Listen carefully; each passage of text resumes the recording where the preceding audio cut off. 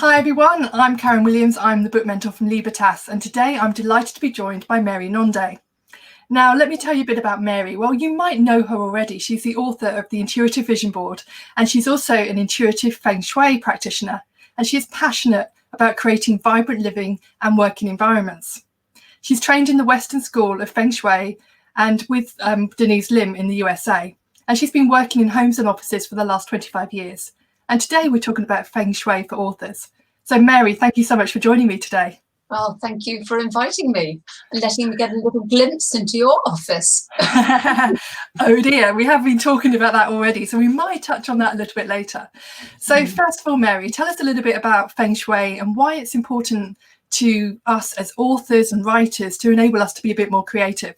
Yeah, well, I know that Feng Shui's got this as an unusual sounding word, but it's actually a very practical discipline, and it's had a universal coverage. So every ancient culture in the world has had a tradition of it.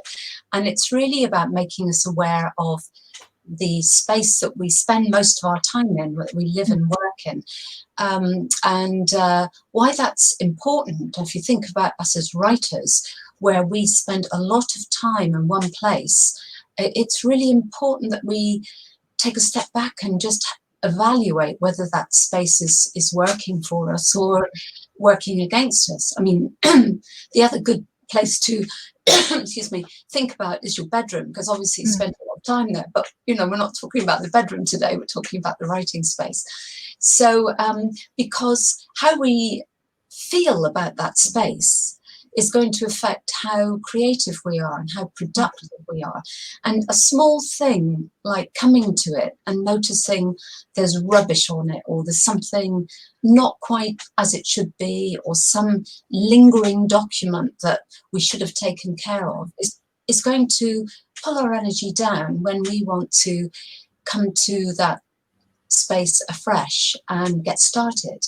So that's why it's important, and particularly I feel to writers and authors, because I know for myself hours can pass if I'm in the groove, and I'm spending a lot of time here and I'm very focused. So and I think generally it's good for us to make ourselves more aware of our living and working environment. Since we've all been thrust into our homes, it is a moment to just revisit it and perhaps reset it in a way that's more conducive to what we're trying to do there.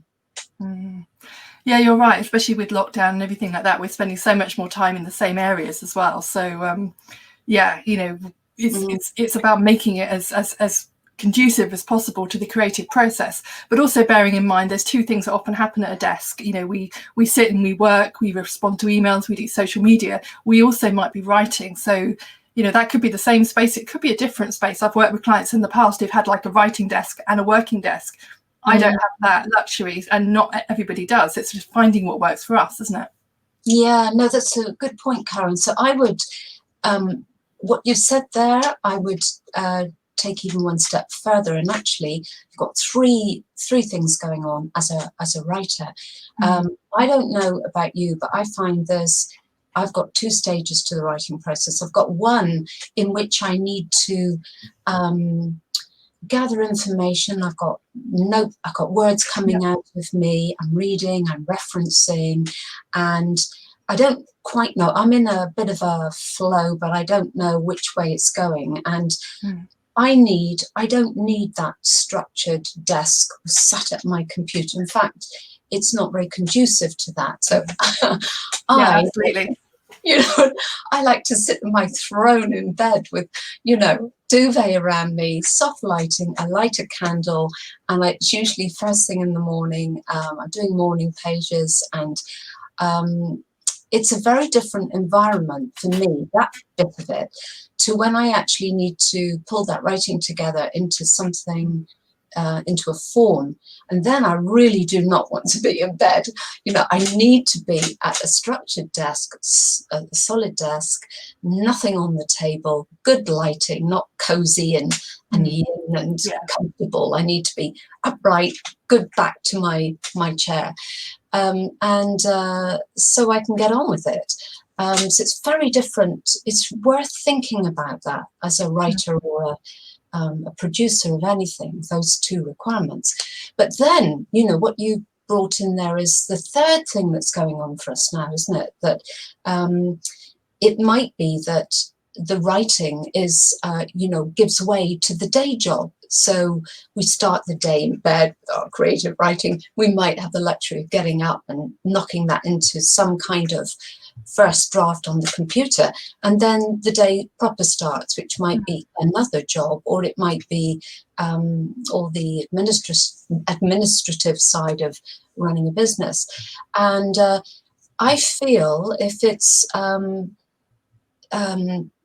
particularly if it's another piece of work that you're doing that's not to do with your writing, you almost want to create either a third space, as you described, that some people like to and are able to go to another space to work, which may be the kitchen bar, or it doesn't have to be a desk. It could be the coffee table, or it could be Costa in the old days. Yeah.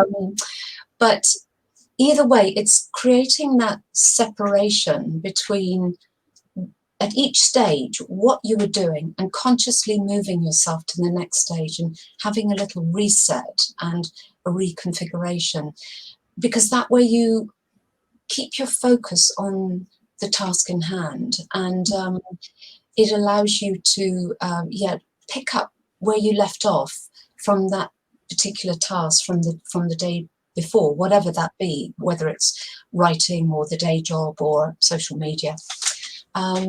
Is that something you find yourself? Yeah, just something I just want to pick up what you just said, Mary, around reset, because I think we thrust ourselves from one task to the other, and often, you know, if people are anything like me, you kind of, you know, you might have a sort of list of things you want to do, and you might land up, you know, literally flitting from task to task and task. And actually, when you're writing your book, you do want to reset. You want to ground yourself in that moment of thinking, okay, so my task now is to write my book.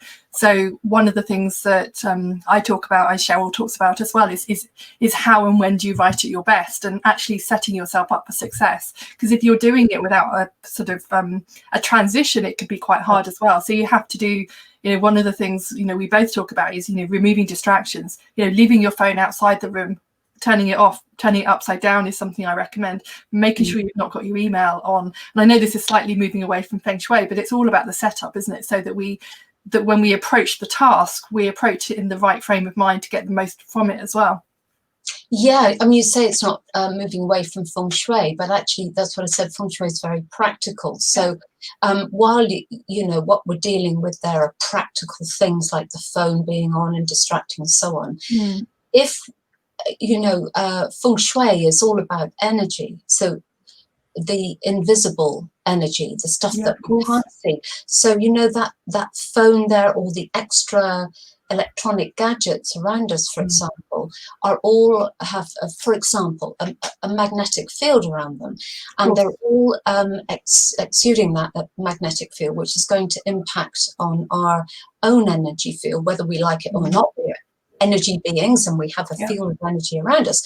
So just taking a moment to say, do I really need my iPad on and my phone on and set for me to get notifications at any time, or can I just take all that out of the space and not have that distraction and not that energetic impact on us? Because at the end of the day, that will can leave you with a raised energy level or a lowered or depleted energy level. So it's interesting, isn't it? It is very it's a very grounded approach to reevaluating what's happening around you, and as you say, setting yourself up for success. Yeah, it's whatever we need around us. You know, some people like to have coffee, maybe chocolate or things like that. But it's setting up everything where you have the things you need. Certainly, if I'm doing any developmental editing on client books, or if I'm reviewing them, I'll often like to take them downstairs to the dining room table, because then, you know, I can spread things around, and you want to have that space so you've got enough space to work in, so you're not feeling too cramped as well. And I know we're going to talk about desk space in a minute, so it might be worth moving on to that, because, you know, there's no doubt at the moment, most people who are writing books right now are struggling with children at home. partners at home, so much stuff going on around them. So how do we manage when there are distractions, and how do we manage when, you know, to set boundaries to make sure that what we want to do actually happens whilst looking after others at the same time? Oh God, no wonder I'm mental health.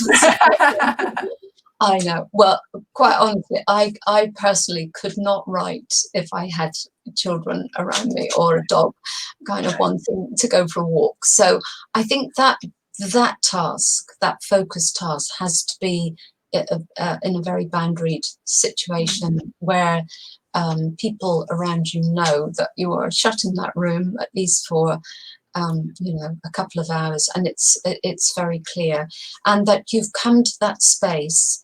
As we were talking before, it's important if if the space that you're writing in for that focus work is shared with somebody else, and they've left the building and left the space for you, that that space is left in a neutral way, so that when you come and you've got your designated slot at the hot writing desk, that it is clear.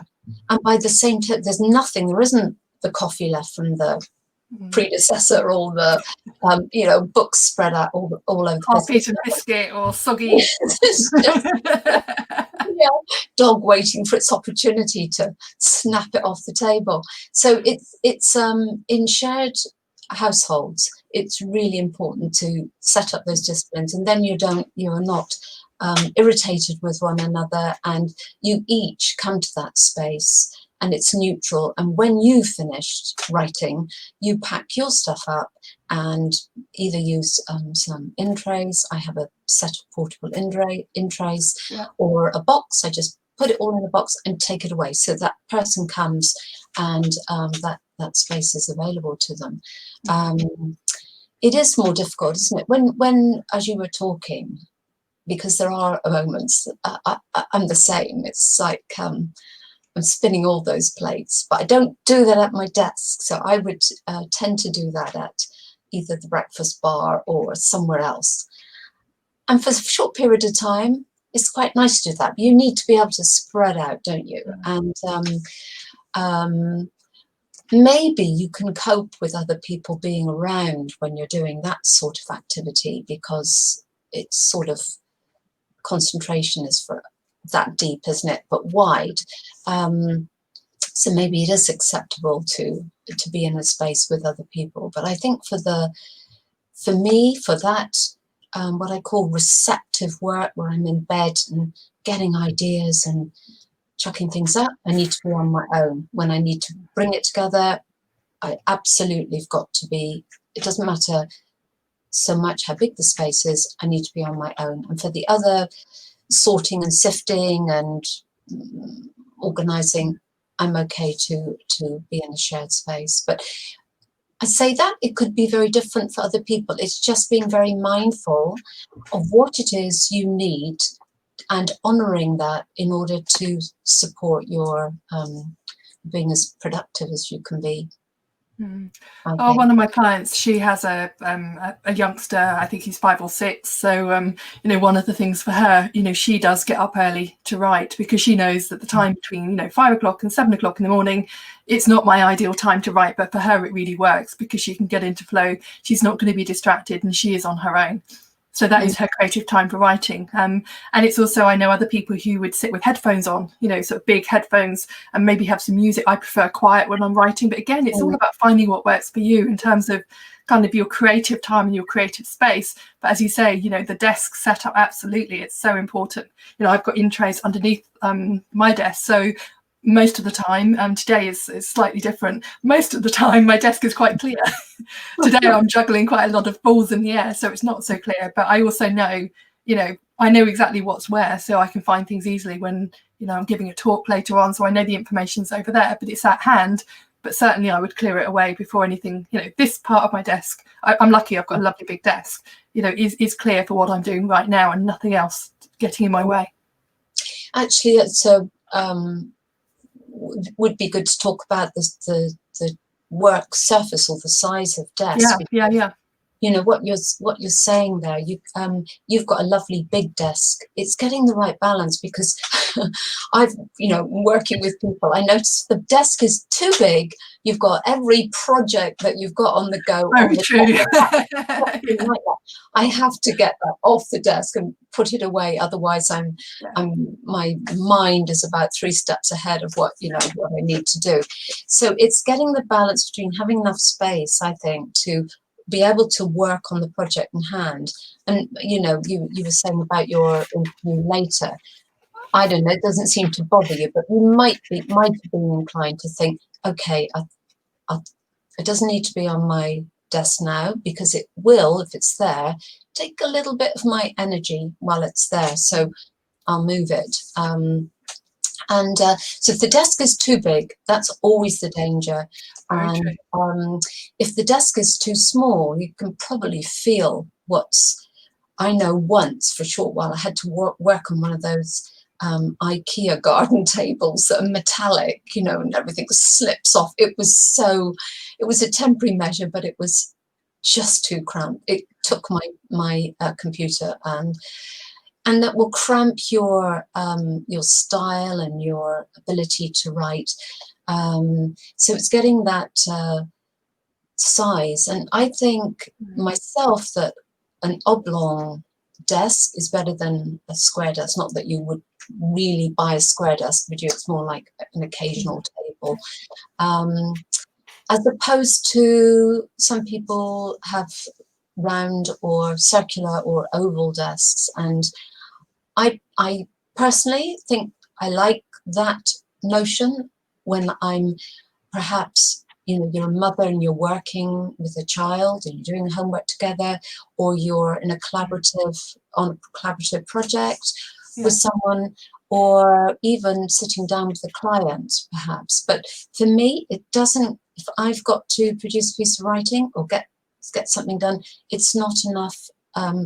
It's not a structure. It doesn't, I don't know how you feel, Karen, but a round desk, I couldn't write. I couldn't get that down the same. See what I mean? It's these, you think, oh, it's all in her head. What a crazy lady. But it's actually important that we honor these feelings that we have, because that's how we support ourselves in being creative. I know when it comes to Feng Shui as well, there's the importance around where you locate your desk. And I know we were talking just before I pressed record about mine, which I'll come on to in a second. But in the most ideal circumstances, when people have the ability to create whatever they like in their office space, where's a good place to position your desk to get the best energy and the best flow? Yeah, good question. Because, as you say, it's most often the case that you can't do that. But on the other hand, when you can, it's good if you can. And actually, I can demonstrate in the room I'm in here. But one of the things I think people can actually control more of than they do.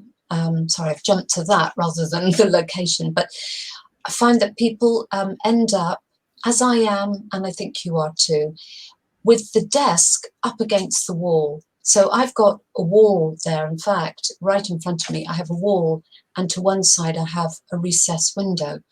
So people think that it's tidy. It puts the desk, out of the way, but it also sends your energy into the wall.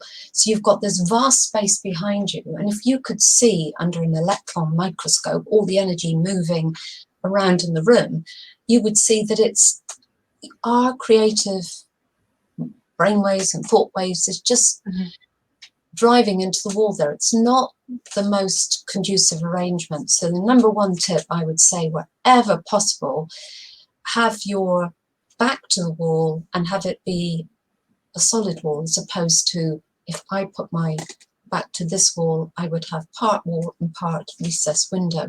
So you want to, if you could see, imagine in the room I'm in, if I was swiveled around, I would have this nice panoramic view of my space. There would be space in front of me, space for me to breathe, space for me to look up, have some perspective.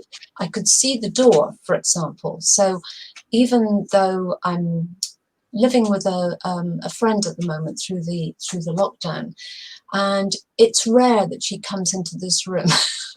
But when she does, and I'm deep in thought, and I don't hear her softly padding into the room, I just leap out of my skin.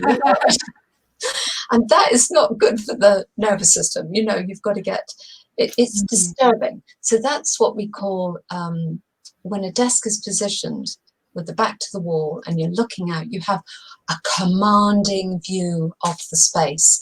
It feels much better. Your energy can flow. So that would be a good tip. And for the desk, so you can see the door is over my shoulder there in the background. So to have the desk in the corner that's furthest away from the door, but with your back to the wall, is the ideal spot. So not so you're squidged into the corner, but over towards that corner, one or the other, depending on, again, it's a question of what feels best. But that's going to be the optimum space to locate your desk. And actually, while we're on it, your bed too. It just gives that that space that we've talked about. Yeah, but you couldn't do that, could you? Because of your... Yeah. Certainly, one of the things we did when we converted the spare room into the office is that we wanted to maximise the space we've got, with the ability to turn it back into a spare room, put a bed in here, so there's enough space between my desk and the cupboard behind to put a bed in. So it's quite long and narrow, I suppose. I have a window in front of me. So the downside of having the window in front of me is whenever I do an interview or a call or a talk like this, I have to shut the curtain. So I do have a lovely outside space to look out to, but a lot of the time the sun's in my eyes, especially in the winter, when it's sunny, shall I say. So that's the downside as well. So there is perspective, and then my door is on the side just behind me. Not right behind me, but just to the side. So probably, and I think what your setup there is probably not untypical of some people. They you might not have kind of screwed the desk into into the floor like you've done to create. I presume you did that for stability, did you, in the desk? It's a fitted office, so it was fitted. It was designed by somebody. It was fitted, so we had it bespoke, designed for the space we've got. So it's well and truly not movable. Yeah. Okay. So what you've and you're most of the time at home on your own, or now with husband at home, he could be around, couldn't he? Have you trained him to knock on the door, or do you jump out of your skin? Oh, I've trained him well. So if other people are in that situation, what you've done, actually, because of the light situation, to pull the curtains, I mean, it'd be more ideal if it was more of a translucent, so the light still comes in but it's softer on your face and not as glaring. But where you are at the moment, if the curtains were open, then we say that the chi, the life force, comes in through the door and it makes its way towards the window, and you're right in the way. So it's like it's coming at you from behind and going straight out the window. So by actually closing the curtains, you're containing it a little. But it does create, as you said, that artificial brick wall in front of you. So if you were in danger of being interrupted from behind and you wouldn't know which little person it was behind you, one easy solution is to have a mirror or a desk mirror or a mirror just above you, not so that it's reflecting everything going on your desk, but just so it actually does twofold. One, as you look up, you can see who's coming behind you, but also it just gives that sense of space in front of you, a perspective in front of you, and not that brick wall. That's a really good point, especially if you've got a wall in front of you, having a mirror up. It just it makes the room appear bigger as well, doesn't it? It feels bigger and more expansive. Yeah, absolutely. Yeah, exactly. And yes, and I see you've got it almost in reverse with that mirror behind you. So you've got what the mirror's bringing light into that it's from your window into that darkened corner behind you. So that works very well. But do you, not that you can do anything about it, but do you sometimes feel a little boxed in there, or is it just that you've got enough space around you not to feel that way? Most of the time there's enough space around me, but sometimes, you know, I do find the floor is a really good space to store things as well. Especially when you're working on multiple projects, you know, I'll take it off my desk, put it on the floor. So normally at least once a week I will sort things out, I'll tidy things up. If I'm not doing things like, and it is a multi-purpose space as well, you know, sometimes there might be washing up behind me. Not at the moment, obviously, but, you know, so that is something obviously to be very mindful of. And I think we just work with the space we've got. But certainly when my office is mine, when I'm working, especially when I'm doing creative things, it's about having as much clear space as possible, because that's where I work at my best. And actually, I was working with a guy this week, and stuff down the sides of his desk, under it. It was just, but ideally, you know, it's okay to have it there for a little while, but it's finding some solution, because it's all about letting, well, first of all, paper and files consume a lot of chi. They're made from trees. There's a lot of what we call mental, emotional energy in them because they've been created. So it's quite dense as a substance to have around you. So being able to remove it from there, so there is some circulation around where you're sitting, is ideal. Than to just have it gather there. And there's usually a way. I mean, your stuff is probably there because you're going to call on it any moment. But for quite a lot of people, and for this man in particular, it had just accumulated there. There wasn't anything he was using on a daily basis. It just silted up at his chair. That's when you need a nice big cupboard like that to be able to shut the door on things and to be able to store it and know exactly what's where. Absolutely one of the reasons. And the amount of books in there is a different story, but yes, there is at least being able to shut the door on that. Yeah, that's right. So is there anything else that authors and writers need to think about when it comes to Feng Shui in their office, or anything else, you know, any final tips that you want to share with people today? Well, I would say it's something you alluded to earlier, that with Cheryl, that you said to people that,